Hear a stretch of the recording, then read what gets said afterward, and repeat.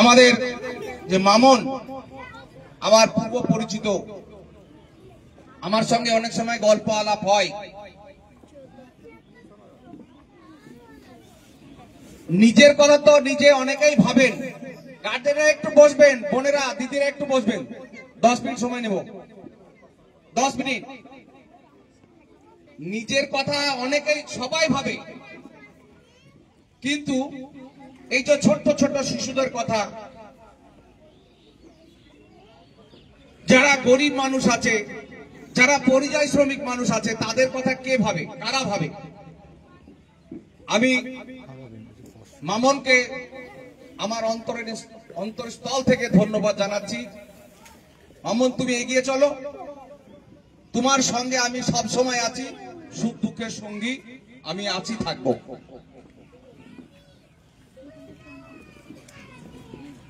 বিষয় হচ্ছে যে আমাদের বিডিও সাহেব বললেন যে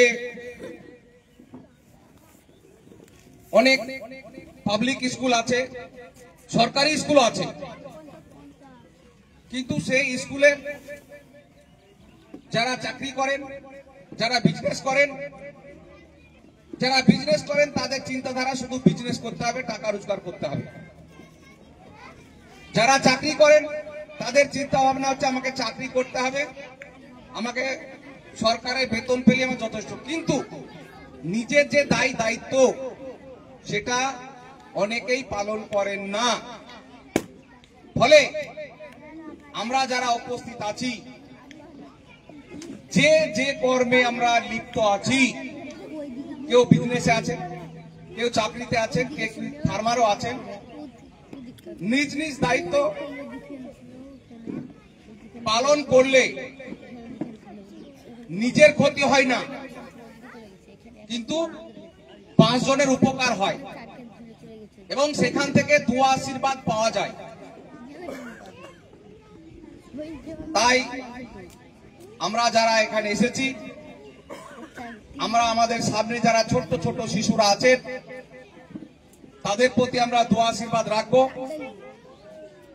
আমার খুব ভালো লাগছে, এই সামনে যারা বাচ্চারা আছে, যদি আমাদের এইরকম এই বাচ্চাদের প্রতি উৎসাহ থাকে,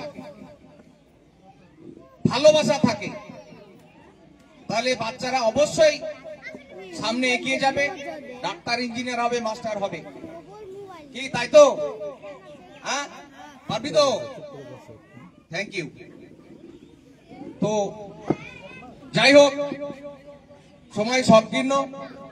আমি বলবো আমার শিক্ষা প্রতিষ্ঠানও আছে,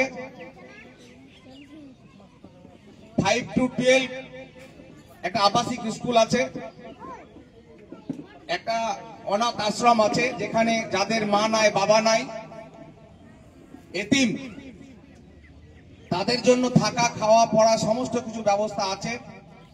এটা আমি নিজের ফান্ড থেকেই করি, কোনো সরকারি বেসরকারি অনুদান নিইনি, আর আগামী দিনেও নেওয়া আমার ইচ্ছা নেই। আপনাদের দোয়া আশীর্বাদ চাই। আমার 27টা বাচ্চার মধ্যে 3 জন বাচ্চা নিটের কোচিং নিচ্ছে, একটা ইংলিশে অনার্স করছে, ডব্লিউ বিশেষ কোচিং নিচ্ছে।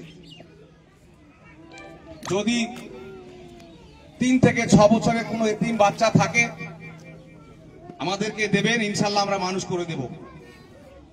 মেধা আছে, অর্থ নেই, এরকম যদি কোনো ছাত্র ছাত্রী থাকে, তারিফা মেমোরিয়াল এডুকেশনাল ইনস্টিটিউশন আপনারা পাঠিয়ে দেবেন, নিখরচায়